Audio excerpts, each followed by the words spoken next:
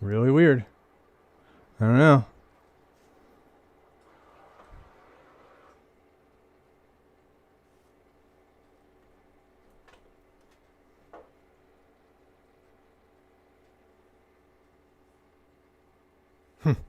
Yeah, I don't know.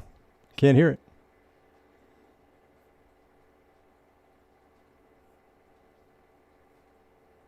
Really weird.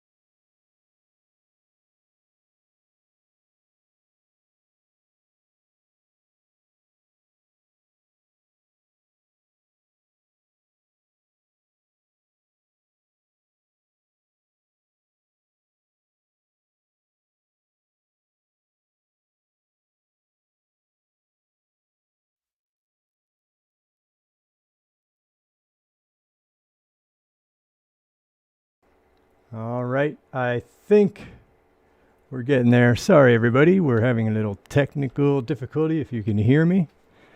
I'm working on the video. Sounds like we've got some audio. Just don't have any video. Let's see here. YouTube's not much good without video, is it? All right, let's see if I can get this working.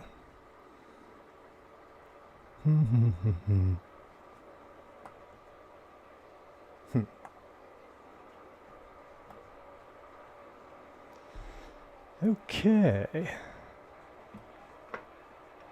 Let's see if this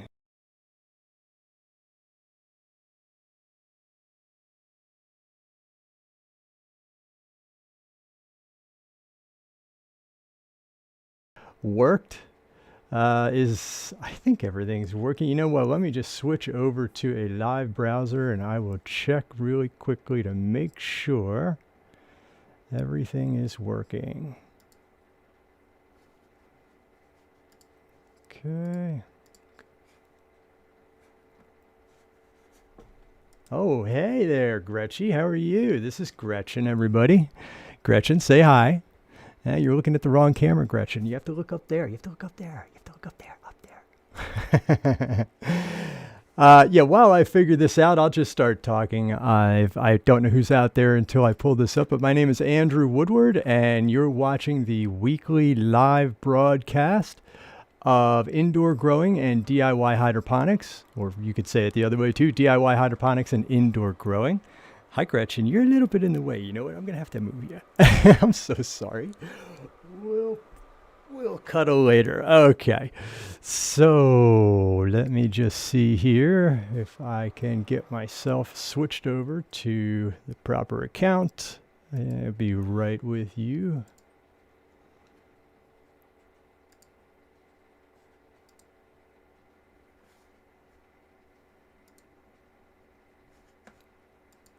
So here we go.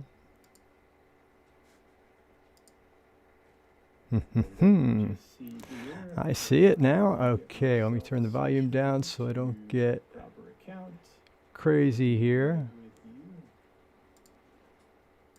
All right, there we go. I believe we have it. So once again, I'm Andrew Woodward from Aero-Gro, and welcome to DIY hydroponics and indoor growing. And this week, I want to, first of all, I want to say hello. I'm going to say hello, everybody. Yeah. All right. It's all good now.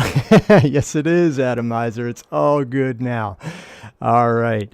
So anyway, what I wanted to talk about tonight were some of my favorite toys. I mean, tools for the grow room. And these are things that, I mean, honestly, oh, by the way, my headphones aren't working tonight. I don't even know why I have them on. I'm going to take these off. I don't know what happened. They're not working, and you can hear me, and that's all that matters. So here we go. I'm going to do this without headphones and whatever. It'll be cooler anyway, because those things are too hot. So yeah, favorite tools and toys of the grow room. And over the last couple of years, some really, really interesting products have come out that have made life easier for indoor growers. And the first one I want to show you tonight is kind of my favorite. I'm just going to start out with the best. Why not? And it's this bad boy here. This is the Perfect pH is what they call it. It's put out by a company called Taurus Hydro. Get some better lighting in the front here. Taurus Hydro. Whoops. I'm going to put this on the top cam here so you could take a closer look. Yeah, there we go. So Taurus Hydro makes this. And what this is all about is controlling the pH in your grow. And if you've been doing this kind of work for any length of time, you're familiar with the fact that the pH is really the area where most people tend to struggle, and it's the area where most people tend to spend a lot of time talking about it online on videos, because it can be difficult to control, and it's so critical that it be controlled. So what this product does, this is kind of, I don't know, it seems like magic to me more than science, but what's going on here is you install this in line. Any type of system that you want where you're circulating water, really doesn't matter. If it's an indoor grow of any kind and you're circulating water and you put this in line, it will correct the pH. And it just gets inserted anywhere you want it. It doesn't matter if it's upstream or downstream at all, as long as it's in line and it's connected properly. And what happens is if you open this up, and this is where the voodoo starts, there is a little mesh basket in here that this gets filled with water. And what happens is it comes in, it's a really intricate kind of flow pattern, but it comes in, goes whoosh, up around and down around and out again or something. There was a diagram of it I saw one time that shows the path that it takes. It's pretty complex, but it's done in such a way that it ensures that the water comes in complete contact with this little satchel of material that they have in here. So inside the mesh basket is another little bag, and this bag is filled with the magical material. I just call it the magical material. I don't know what it is. I think it's probably a trade secret, I would imagine. But what it does is it corrects the pH automatically. So I'm going to read you a little bit of the material on the back of the box here. And I'm going to ensure you that what they say on this box, and I know this after couple years of testing, about 2 years of testing now, it's true. Here's what they claim. Perfect pH will generally speaking, auto balance to 5.7 to 6.5 pH, though most systems will be in the range of 5.8 to 6.2. All right, fair enough. Eliminates the need for buffers such as pH up and down. No longer required to check daily pH. That's true. Reduce frequency of reservoir changes. True. Use less water and save money. Use less water. I'm not sure that's true. I don't know what they mean by that, honestly. Use less water and save less water. Why would you use less water? I'm not sure. That's strange. I'll have to look into that. Use less nutrients. Well, yeah, there's a case that could be made for that under a certain situation. Less maintenance and labor required.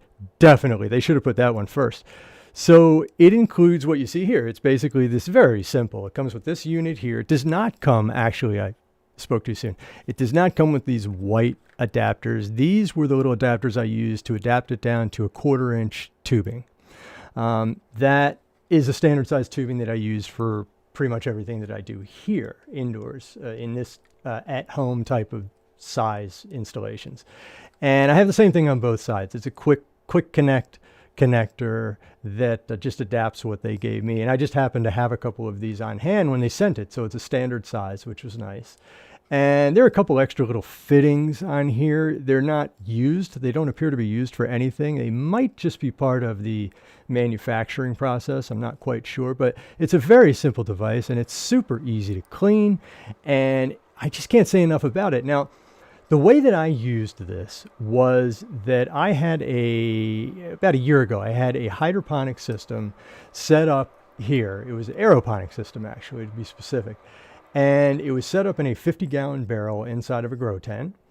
And it had, I believe it was 30 pods on the outside of it where plants could grow.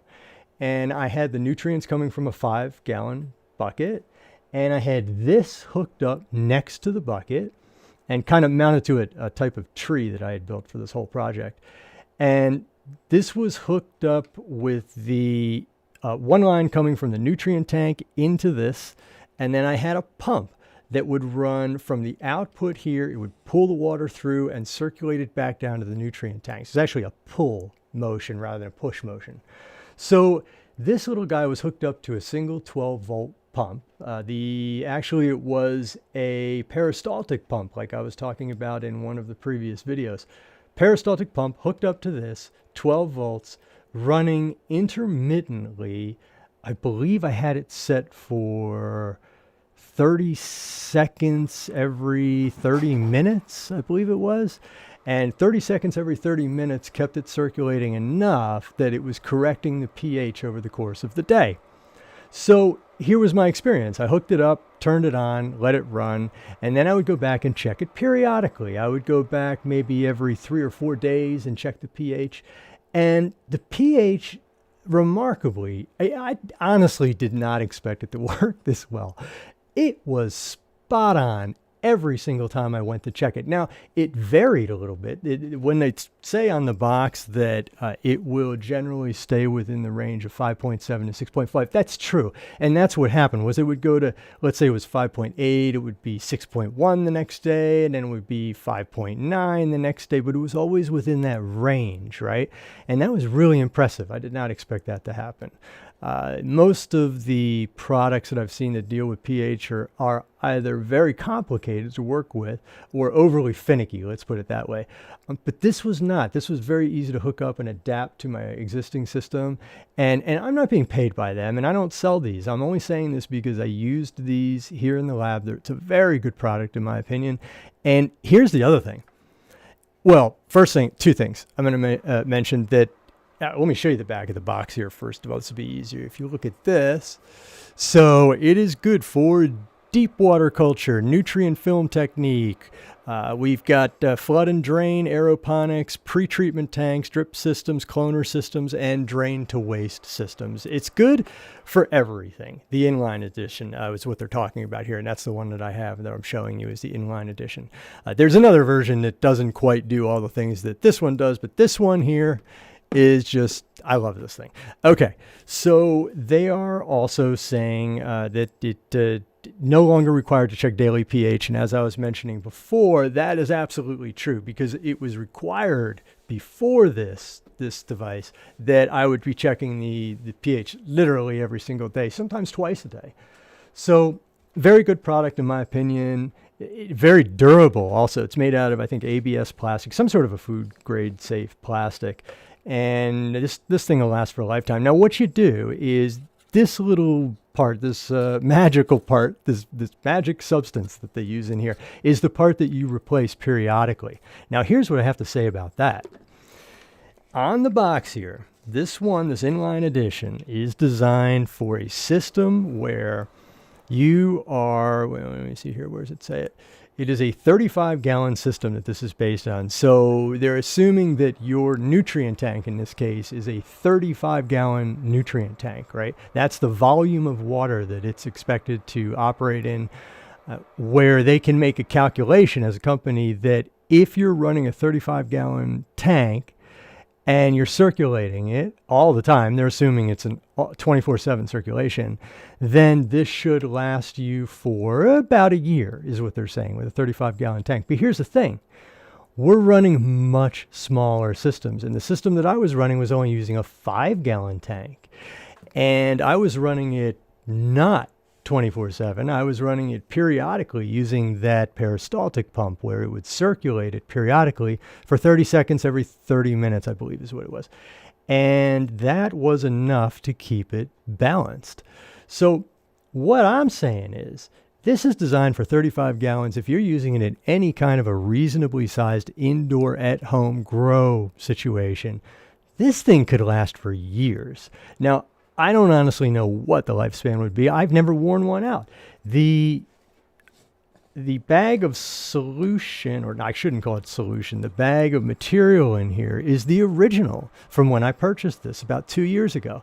And it's run for, I don't even know, many months this was running, probably 7 or 8 months with that periodic schedule of cycling.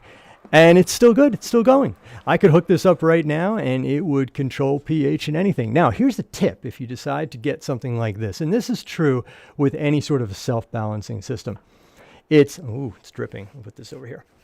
So what you want to keep in mind is that it's best, as kind of a best practices idea, I suppose you'd call this, to pre-balance the solution before you start cycling through this. So what I would do typically would be that I would prepare a 5-gallon bucket.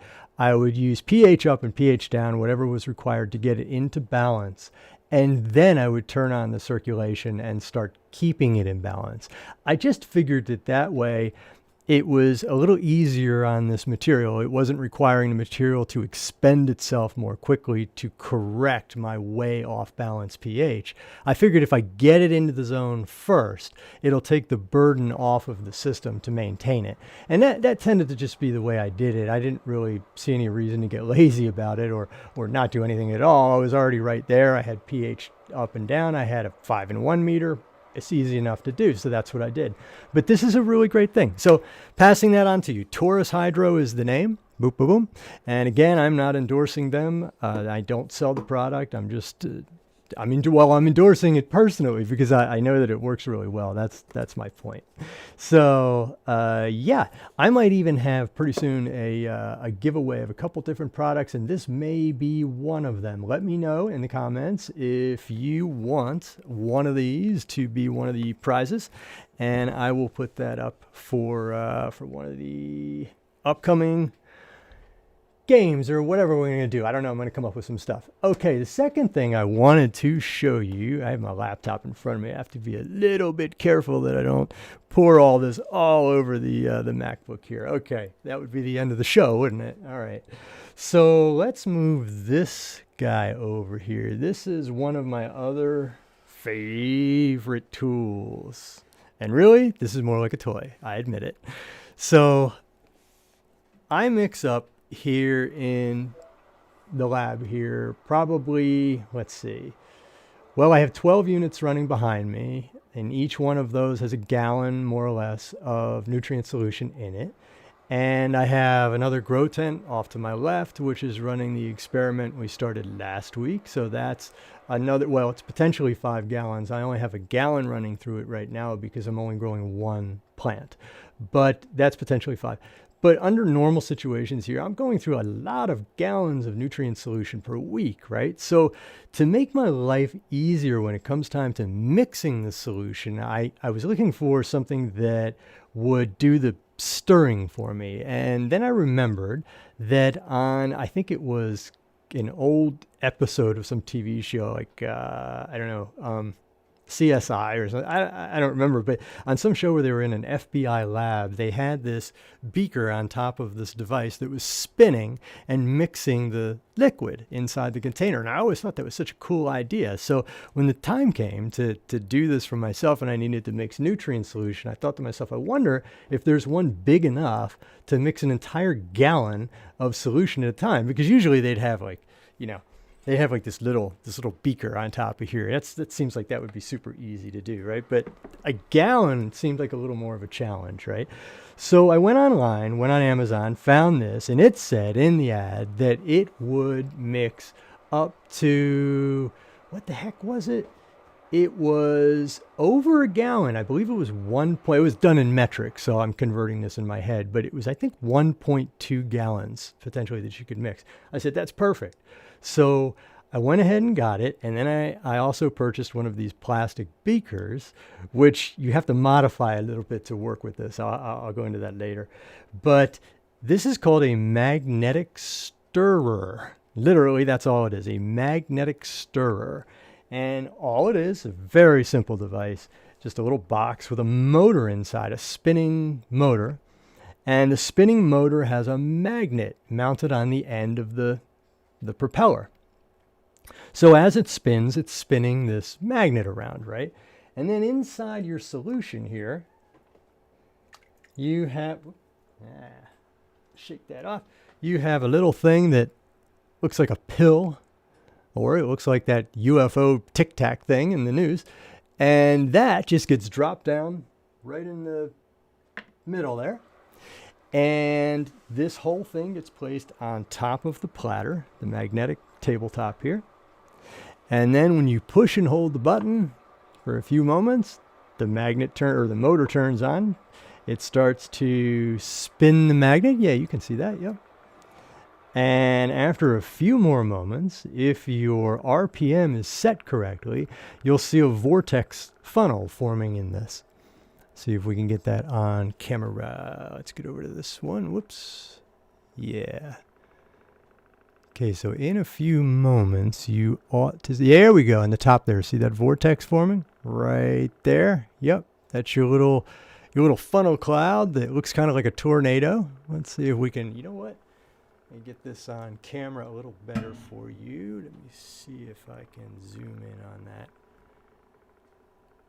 Oh yeah, that's pretty cool. All right, let's go over here. Yeah, there we go. If you can see that funnel in there. Yeah, there we go. And that's really what you want. That's your mixing action. If you can see a little funnel that looks like a mini tornado, that's where you've got it set just about right. That's what you want. So the way that this comes in, there are obvious ways that this comes in handy. I mean, when you're mixing nutrient solution, you have your gallon of distilled water or reverse osmosis water, and then you put your nutrients into it and it mixes those, right?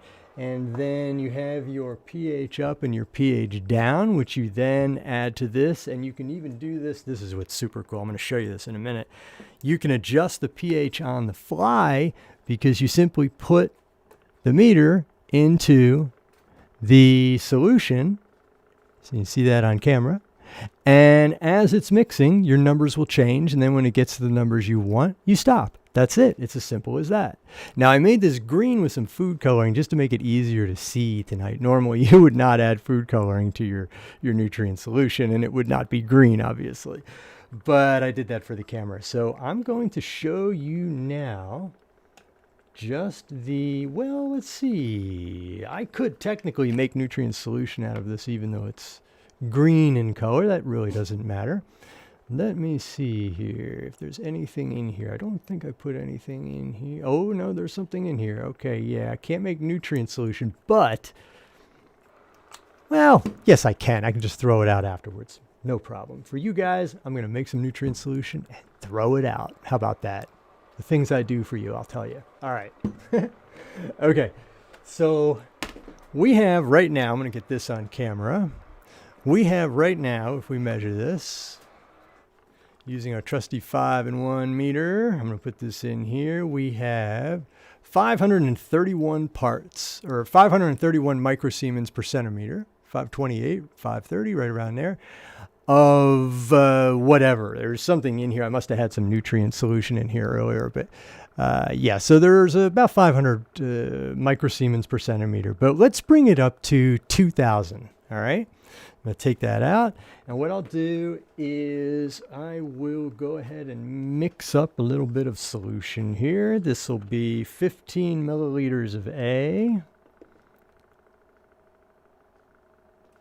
and 15 milliliters of B, and this is just a straight this is Humboldt's Secret. Again, I'm not paid by them.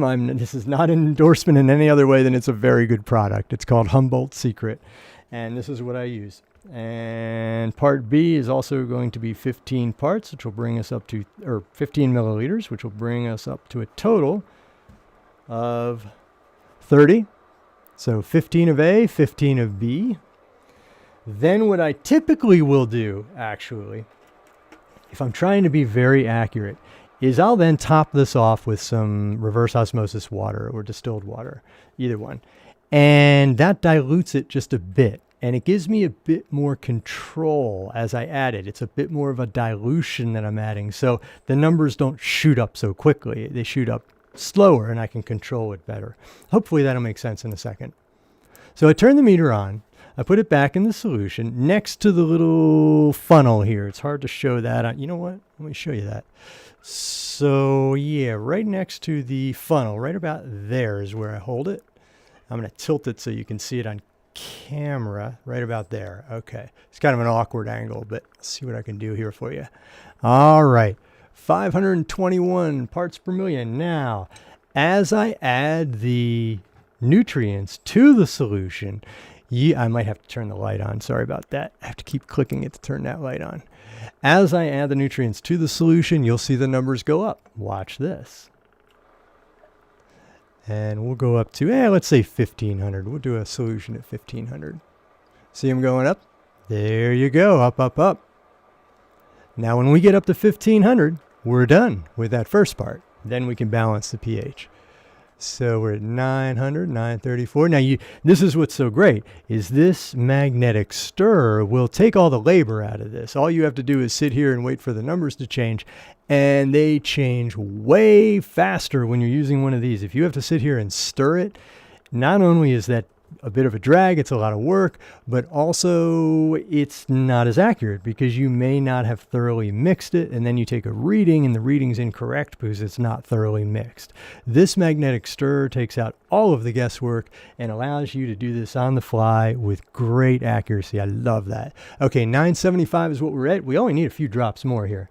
Probably, I may not even be able to not go over it. Let's see here. Whoop, right there. Let's see what we've got here. Turn the light back on.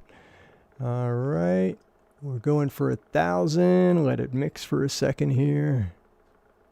Oh, look at that. All right. Yeah, well, okay, we went over a little bit. But see, that's why I like to dilute it, as I was saying.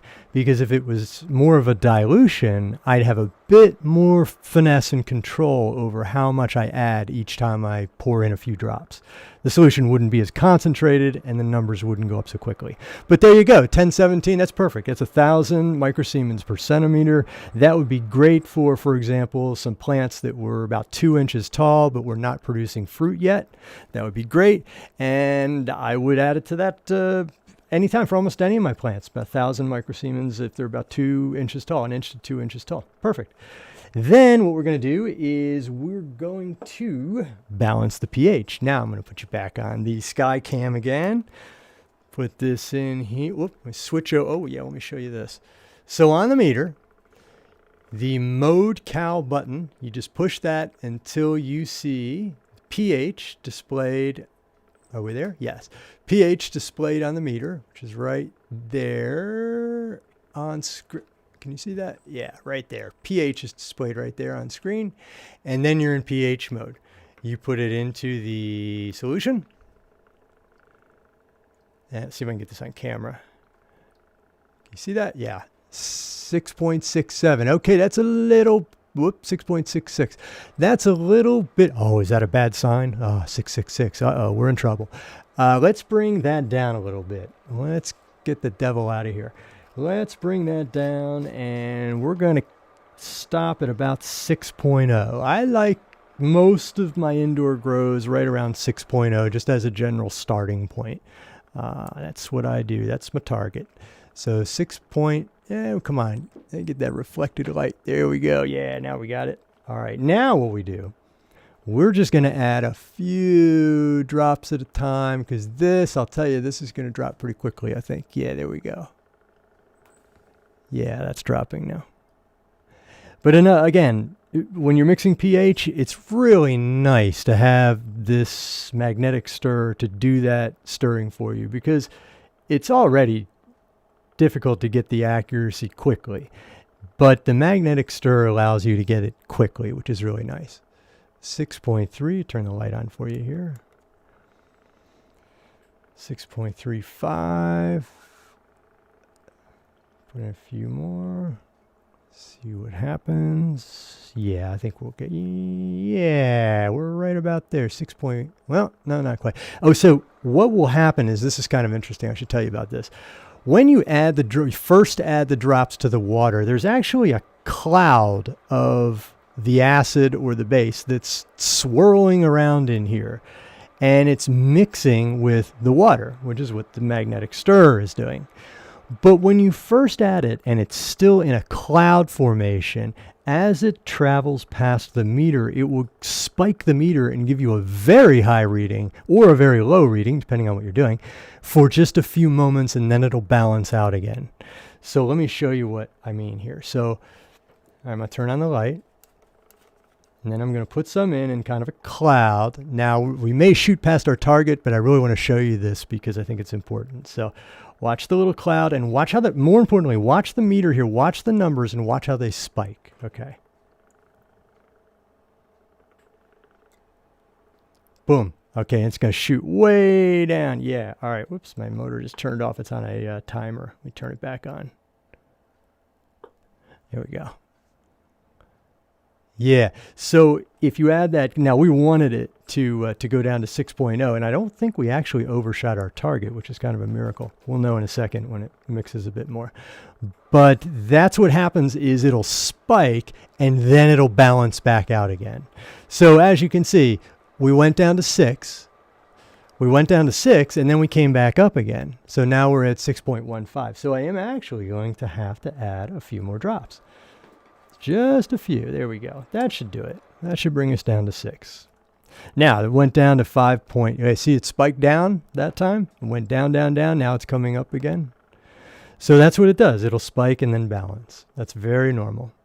But it spikes and balances very quickly when you're using the magnetic stir. And that's why I love this thing. There we go. 6.05 on the pH. And if we go back to, yep, there we go. Our microsiemens per centimeter, 1030. Close enough. That's pretty good. So that is how we use it to make nutrient solution, the 5-in-1 meter and the magnetic stir. And well, you probably already know, but the 5-in-1 meter, this guy here, I do sell those. I sell those on Amazon. I sell those on my website. It's one of my favorite tools in the world. And they're very good. They're very easy to use. And they're very, I think, important in a grow situation to have a meter like this. But that I do sell, to be disclosing the full story. But this machine I do not sell, and this I do not. So those are great, but I'd also recommend the meter because obviously they're great. So that's how I use these toys in the grow room and in the lab. And with that, I think what I will do now is I will give you a little rundown on the latest with the Grow behind me and show you some close-ups of the beautiful tomatoes and peppers that are coming in. We have more tomatoes coming in, and I also have tomatillos growing right now, which, I had forgotten that I had even grown those. And I looked this morning, I'm like, what's wrong with my tomatoes? They're kind of a funny shape. And then I saw the little packet next to it that said tomatillos. I'm like, oh, right, I planted tomatillos. They're a funny shape because they are funny looking. So they're coming in and they look like they might be pretty interesting when they come in. So I'll show you those right now too. All right, here we go. Let me grab this camera. Yeah, that's the wrong one. That's the right one. Okay. Now, you may not hear me very well because I'm going to walk away from the microphone, but whoops, uh-oh. Oops. There we go. All right, so beautiful, beautiful micro tom. What's wrong with my focus here?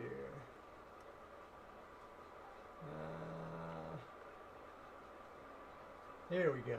Beautiful micro toms coming in right now, and I have not eaten one yet. I'm holding back. I'm really trying to discipline myself and not eat everything before I show it on camera. But I'm going to have one this week, and you know what? I'm going to have one right now.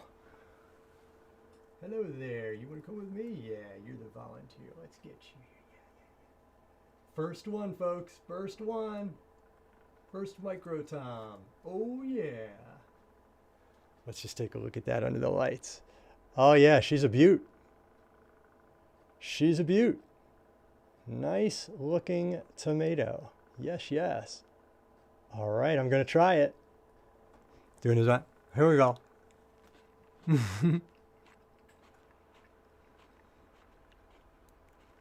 Oh, that's good. That has a nice texture. What I noticed first was the texture. This kind of a smooth, I don't want to call it creamy, but kind of a smooth texture to it. It's really good. Okay, so we have the micro toms, and then we have the, oh, I still don't have the packet here. This is another type of micro tomato, but it's not called a micro, whoops.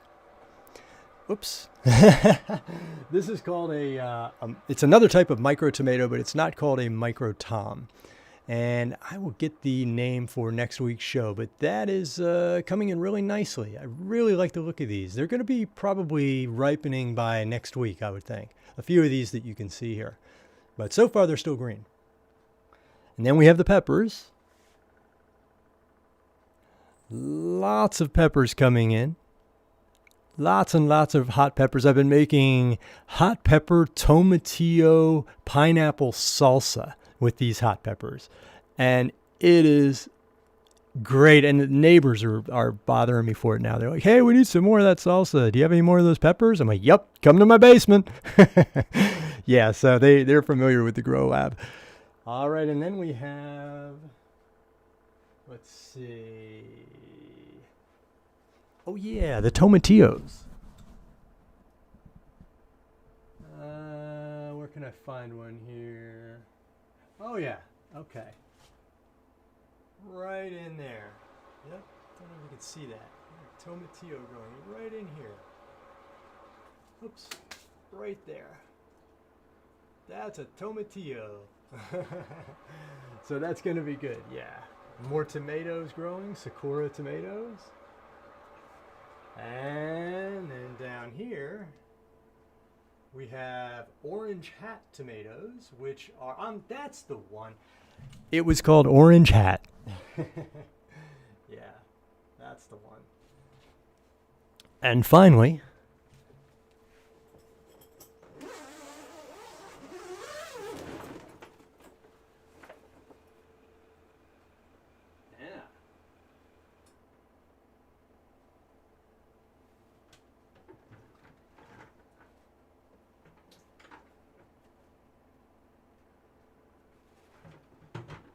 lots of root growth on that one. Lots of root growth. Very healthy. Yep. Nutrient solution looks good. Running automatically. It's been running all week long. The light is about maybe a foot above the plant. Yep, she's healthy. She's healthy and happy, and that I will be monitoring for the next, I don't know, probably 6 or 8 weeks that we'll continue to watch that plant. And in the last few weeks, it's going to go quickly. And that's about it for tonight. So, whoops. I want to thank you for joining me again tonight for another session of indoor growing and DIY Am I ever going to remember the name of my own show? DIY hydroponics and indoor growing. Thank you so much. Oh wait, let's get some feedback here. I want to take a look at who's online here. Who do we have? I didn't see y'all there. Sorry, I was so going into it that I did not get back to anybody. So hey, who do we have? Los putos amos. Is that how you say that? I'm not sure. My Spanish is not very good. I'm so sorry. Yeah, hey, Cloud System, nice, thank you, thumbs up to you too, hey. Yeah, that's great, it's great to see y'all here. Does anybody have any questions while I'm still here? Do speak up now, let me know, give me an idea for a video I can make right now. Somebody give me an idea. Come on, man, give me an idea. Come on. Give me an idea now. All right, well, in the comments or somewhere here, or get in touch with me, whatever you want to do, but let me know what videos you want to see, what you want to know about, what sort of, I don't know, inside information I can share with you about these grow techniques, hydroponics, aeroponics, and indoor growing. Thanks again for joining me, and join me again next week and every Wednesday at this time at 8 o'clock, and we'll talk about hydroponics and indoor growing. And as things start to open up across the country for growing other types of crops, we will talk about that too. I'm being very careful here on YouTube at the moment because I don't want to get flagged. But in the future, it may be more easy to speak about those kinds of things. But stick with us and let's follow this all the way through. Keep checking in, and we'll learn how to grow something new and great every single time and take this thing to the next level. Thanks for checking it out. I'll see you next week.